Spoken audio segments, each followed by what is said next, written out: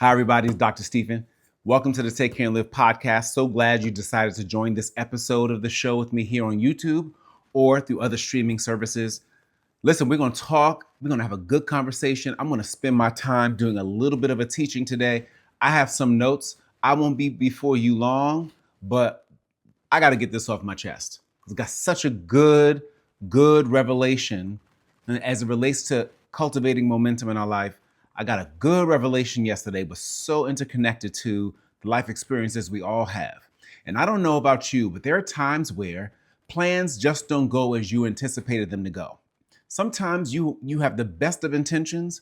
You've made the best outline of events that you wanted to see happen, and it still doesn't go in your favor as you planned. And I had that fantastic experience yesterday. I was heading to a mastermind with Jordan Rayner in Dallas. And so my intention was to get to my flight on time. And for all intent and purposes, I was, because I have TSA. So, you can move lines a little faster. Some airports move slower than others. Nevertheless, I was still, cutting it close. And so I typically, when I am about to fly out, I almost always, it's the day before, I check in to make sure that I can join the flight, get on that line, on the TSA line, pre-check, walk on through security, and then make my way to the gate. Well, yesterday, got up really early in the morning, drove to the airport in Newark, and parked my car. And while I am on the port, the shuttle to get me into to my airline, I'm trying to check in. And so I tried to check in, and it wouldn't take. It said, you got to check in at the front desk. And I said, okay, this is strange. This hasn't happened to me before. What's going on? So I said, you have to check in at the front desk. So I went on to the front desk. Typically, I'm ready with my boarding pass and go to TSA and keep it moving. And so I get to the desk, and she says, are you on such and such time flight? I said, yes. She said, well, that flight is closed. I said, what do you mean it's closed? I'm scheduled to get on that flight. I said, any other time when I have, I get on with I couldn't log in on my app to get the boarding pass. She said, well, if you're going to use your app to with your boarding pass, you have to do that at least 45 minutes before the flight, right? So today yesterday was cutting a little bit close. And so I would think I was minutes away from that.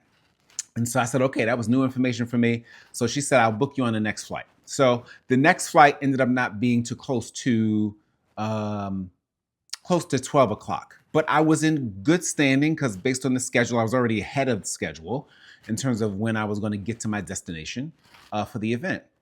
And so nevertheless, I'm there and I go, the plans changed, perfectly fine. I was grounded, right? I was grounded for a period of time. That was within my control. Suddenly, while I'm waiting for the next flight, I get an alert on the app that says the flight was canceled. And it was awaiting to reschedule. So in the interim, I'm trying to figure out what happens. It's minutes later, I get an announcement, I get an alert that the flight has been rescheduled for the next day. And so here I am, car parked, bags packed, ready to go. And so my plan to get there earlier on, of course, got foiled. And to get there the same day also got foiled because of bad weather that was anticipated, and that was in Dallas. And so tons of flights ended up getting canceled. Tons of flights ended up getting grounded. And so my rescheduled flight then gets canceled. And so it's scheduled for the next day. And so, okay, I can live with that. Moments later, I'm deciding, what am I going to do? How am I going to handle today? Because I wanted to be careful that I didn't waste this moment. I didn't get anxious. What I did do was say, all right, Peters, you know what your objective was when you were going to head down to Dallas and join this mastermind. But there are things you can be doing right now so that you don't waste this opportunity. And so I move on, and I began to immediately pull out my laptop, take care of some business that I needed to address, and that was still coming off of my work-related details, but there were some things that I needed to finish up there so now I can clear my mind and handle some other key details. And so as I decide, how I'm going to use my time, I call a friend, decide I'm going to stay at a friend's house. I didn't want to drive all the way back home. They agreed. So while I waited in the interim, went to a coffee shop and decided to use that time to focus on some of the other elements that I needed to handle to keep things moving. Here was the lesson. Being grounded was more of a blessing than it was a barrier. Because in my getting grounded, in my being grounded, it forced me to put my attention on some of the other things I know that while I was not yet in motion in the direction I was anticipating to go, right, head to Dallas, there were other things that I knew I wanted to get done that would help me cultivate the momentum I needed, that once, if things worked out and I can get back on that plane, those things would be in motion, right? And so I decided that once I got to that coffee shop to sit down and focus and huddle in on those few things that were important to me, that they were high leverage actions for me that I knew that if I got done would help build momentum in other areas. And so while I'm working on that and having that experience, I'm able to tackle some of the key projects that were getting ignored or pushed to the side because, quite frankly, there were a host of other priorities going on and taking my time, and that was just really blocking the energy I needed. But sometimes, you have to be grounded. Sometimes you got to get grounded from your initial plans so that you can actually use that opportunity to reset, to recalibrate and reorient yourself so that you can make sure you can get the right things done. I'm gonna tell you this again. After I won't tell you this again. So after I'm there doing my work and I'm chilling, getting some things done, get to my friend's house. They invite, Peters, come over for dinner, have dinner with us. And then, you can get your rest and you can leave for your flight in the morning. So I'd been sitting for a long time, needed to get some movement. And so I ended up getting to their place. My buddy let me in. We chatted for a minute, decided to go for a walk. While I'm going for a walk, I discovered that my flight that's scheduled for the next day has now been canceled as well. So my rescheduled flight was canceled. Then the rescheduled flight that was canceled ended up getting canceled. And here I was, still preparing to move forward to get to that destination in Dallas and, pick up business as usual. And here my plans are foiled again. And rather than getting upset again in that same moment as well, I was getting a little disappointed, of course. But I began to say, there's a reason this is happening. And sometimes we like to press through a challenge because we think if we don't keep persevering and pushing through that challenge, we're not doing due diligence. Sometimes you're getting cancellation after cancellation. Sometimes you're getting pause after pause, facing barrier after barrier.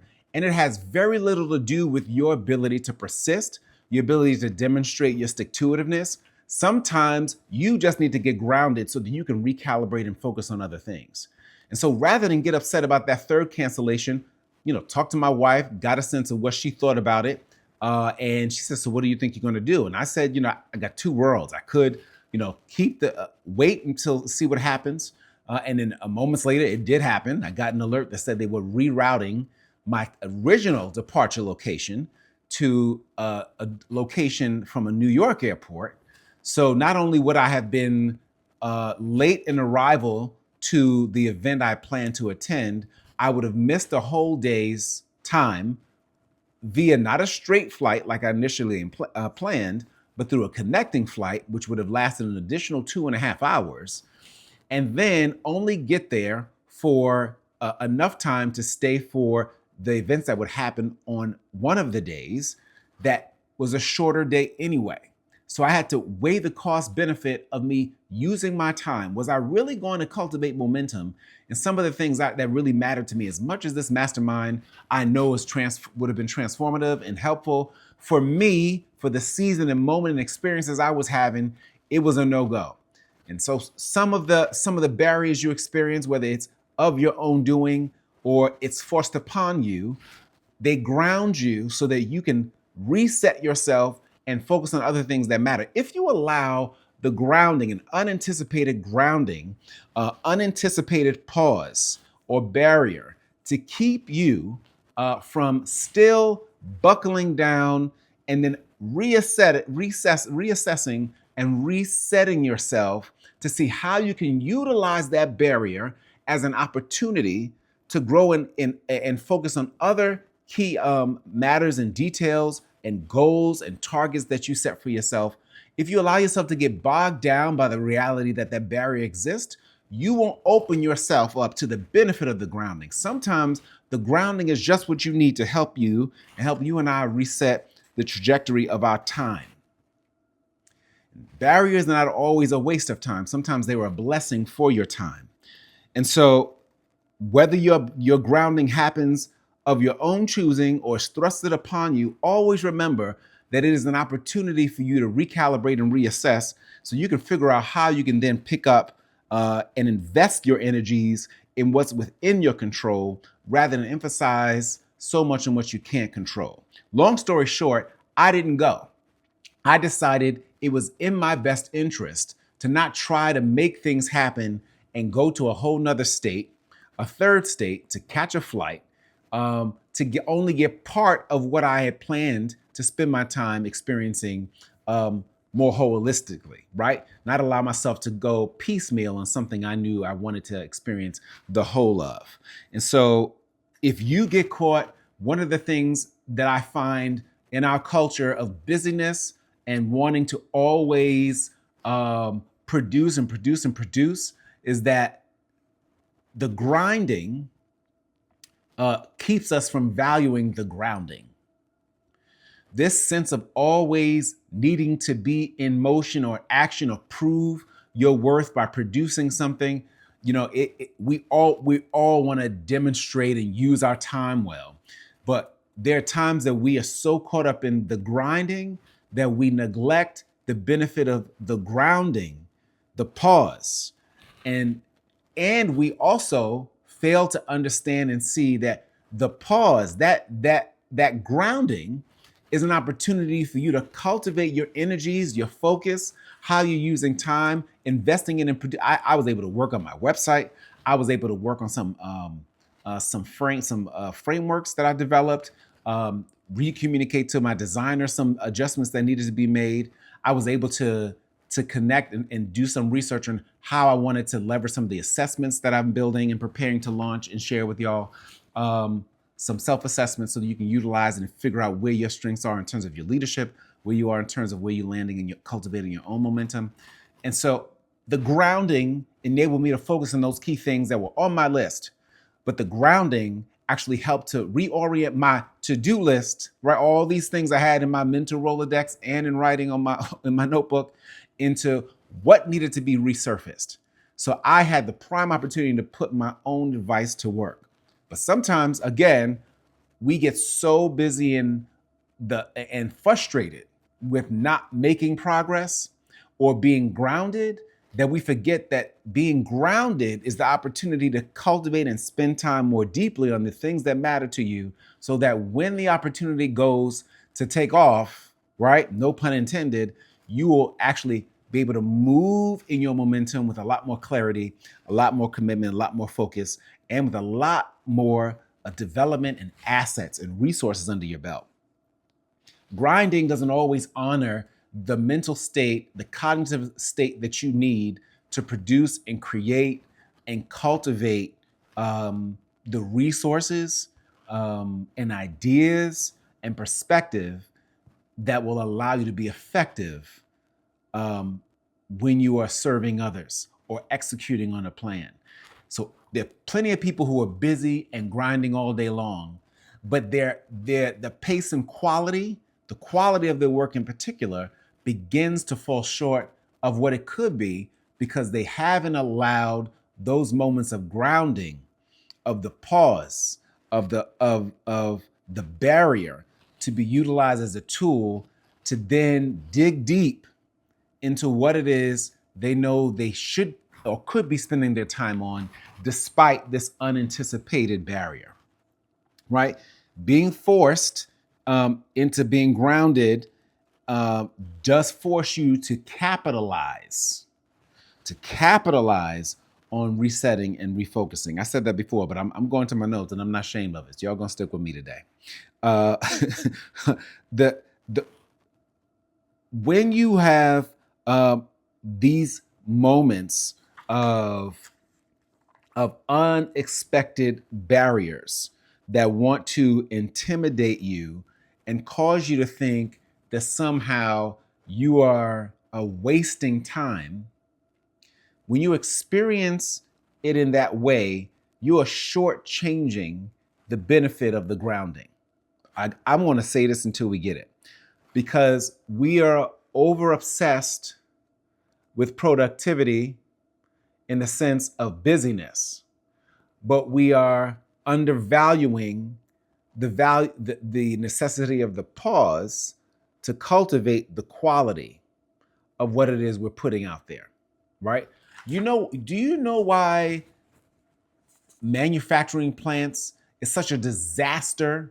When a manufacturing plant for a car that has intricate pieces like airbags or gear shifts, or does things in terms of designing the brakes and the brake controls.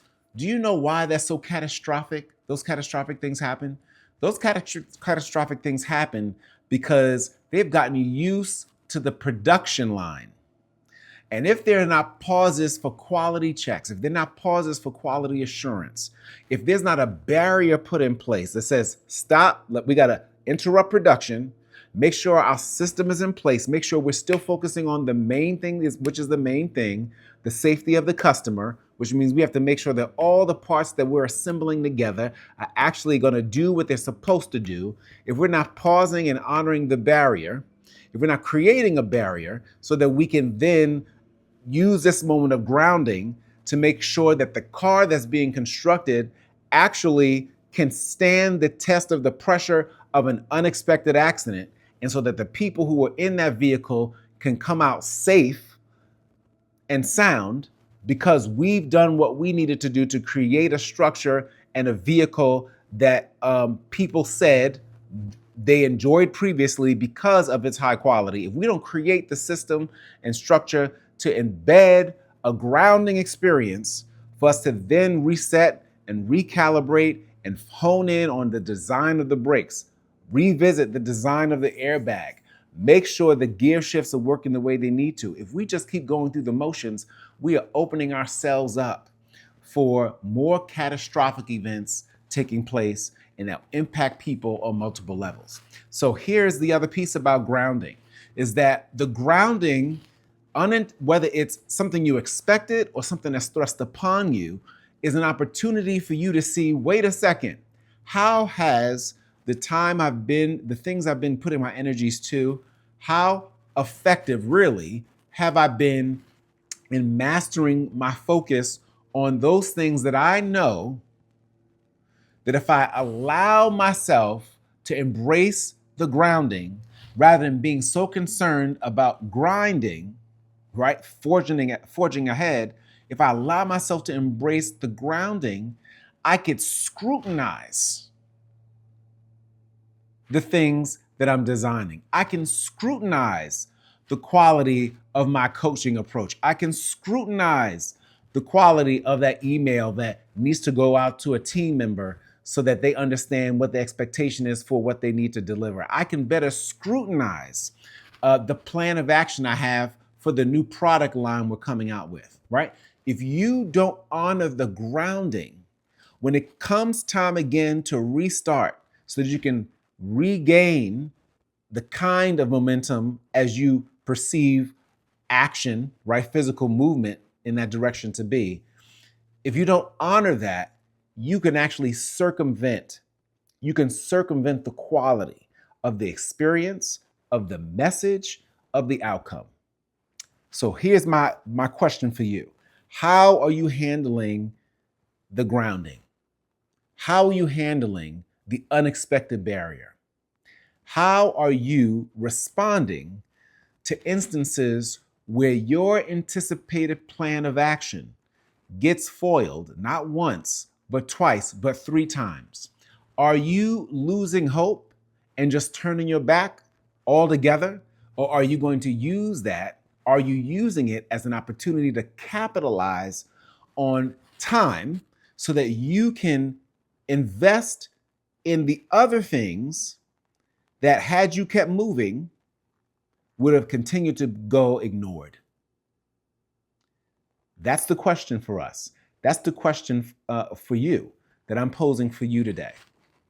You don't want to miss the grounding. You don't want to undervalue being grounded. You want to invest in it deeply. You want to honor it. And you don't want to continue to try to force your way through a closed door. Some doors are meant to stay closed for you. Some opportunities, they might have been just what you needed to get you to one area. I needed to go to the airport. Can I tell you that? I love airports in general. I love me a good airport. Airports for me are great visuals. They're a great opportunity for me to imagine and create. And I utilize my time there to do that, to invest in creating, to invest in building. Certainly, I wasn't able to get on that flight. Certainly, I couldn't make my way to Dallas. The weather made that decision for me, but it didn't stop me from investing my time in what the barrier created. It created an opportunity for stillness, for refocusing, and for then going through the things on my list that I knew would be the most influential in helping me to make the best and the most of the traction that I could make once the opportunity or the barrier was removed. I want you to consider that and take that lesson with you, as I've taken it with myself, as you take care and live.